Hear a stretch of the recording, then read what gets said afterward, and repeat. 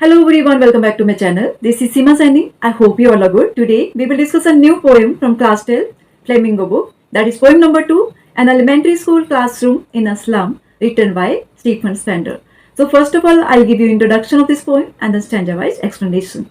So let's start with the introduction. The poem, An Elementary School Classroom in a Slum, written by Stephen Spender. So poem, An Elementary School Classroom in a Slum, Stephen Spender ने write की है. It throws light on the dark reality of poor students of slum. और ये slum area के poor students की dark reality को दिखाती है. Using ample of symbols and images the poet describes the worst condition of poor students and their faded future.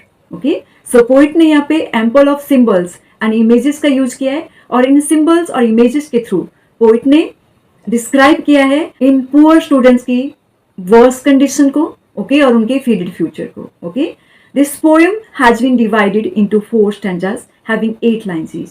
ये poem 4 stanza में divide है और हर एक स्टैंजा में 8 लाइन्स है. Okay, now stanza wise explanation. Stanza number 1, far far from dusty wave these children's faces. Dusty waves means sudden strong waves. So poet is saying that children are like dusty waves that are full of life and activities. But there is no such life or activities seen in the faces of poor children. So इस poem में poet describe कर रहे हैं slum school के students जो कि जिनके faces bloodless हैं, जिनके फेस पे एक्टिविटी नहीं है, चाइल्डहुड का कोई साइन नहीं है, ठीक है, उनके फेसेस ब्लडलेस है. Like rootless weeds the hair torn round their pallor. Paler means abnormal paleness of the body, means pale faces.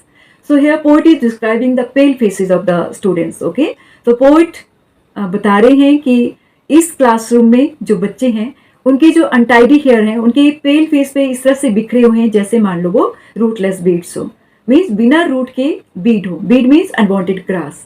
The tall girl with a weighed down head.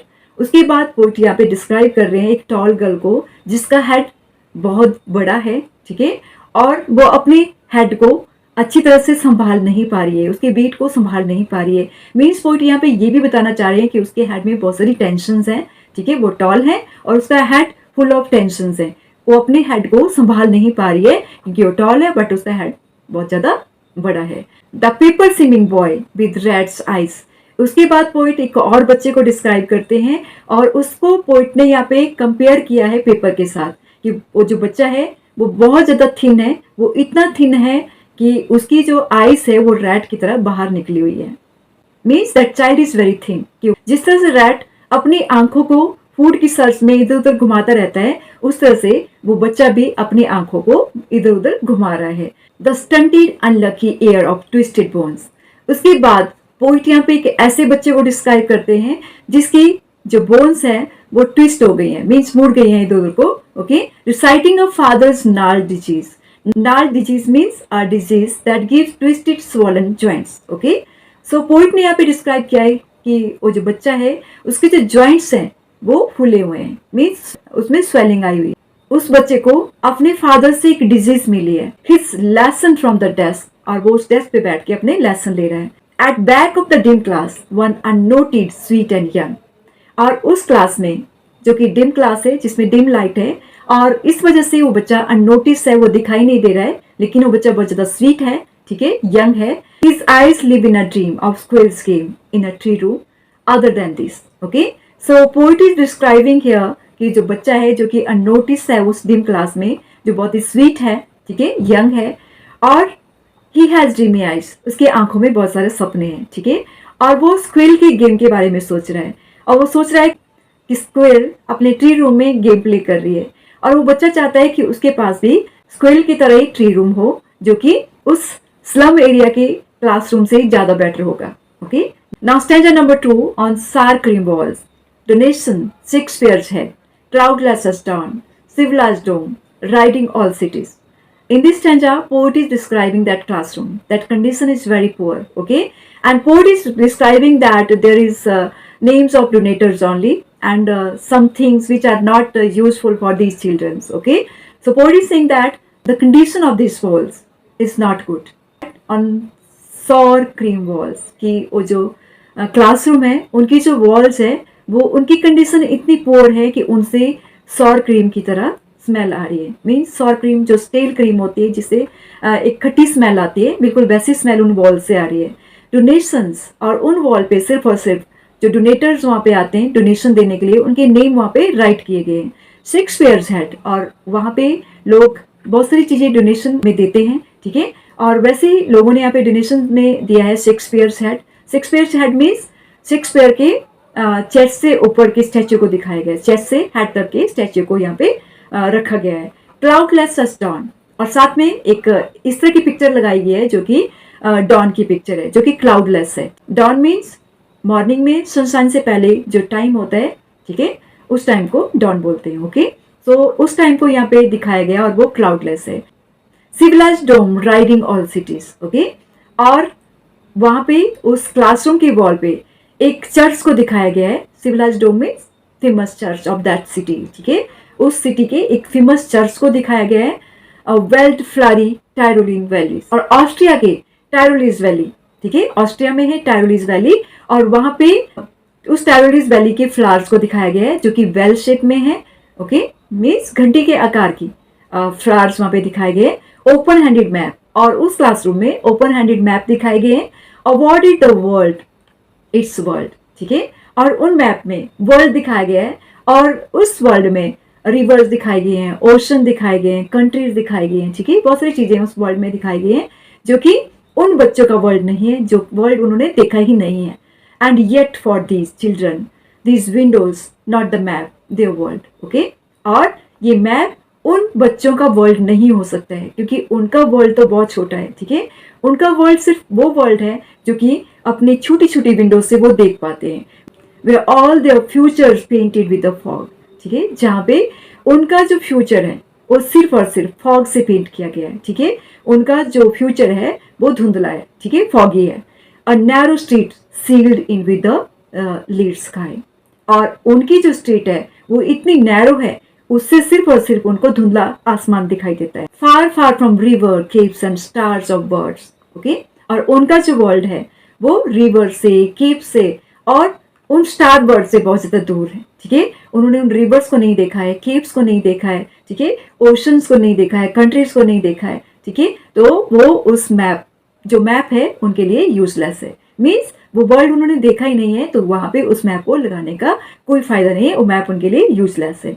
Now stanza number 3, surely Shakespeare is wicked, okay, so poet is saying that ये जो Shakespeare head वहां पे लगाया गया है वो उनके लिए विक्ड है, वो उनके लिए ठीक नहीं है। The map a bad example, और जो मैप वहां पे लगाया गया है वो मैप उनके लिए यूजलेस है, ठीक है, वो उनके लिए बैड एग्जाम्पल है क्योंकि उस मैप में उनकी वर्ल्ड को नहीं दिखाया गया है, ओके, और उस मैप के बारे में वो नहीं जानते, उन्होंने रिवर्स को नहीं देखा है, उस वर्ल्ड को अच्छी तरह से नहीं देखा है कि ओशन क्या होता है, रिवर्स क्या होती है, ठीक है, बिग फील्ड्स क्या होते हैं, ओके, और स्काई के नीचे रहना क्या होता है, ओके, वो वर्ल्ड उन्होंने नहीं देखा है।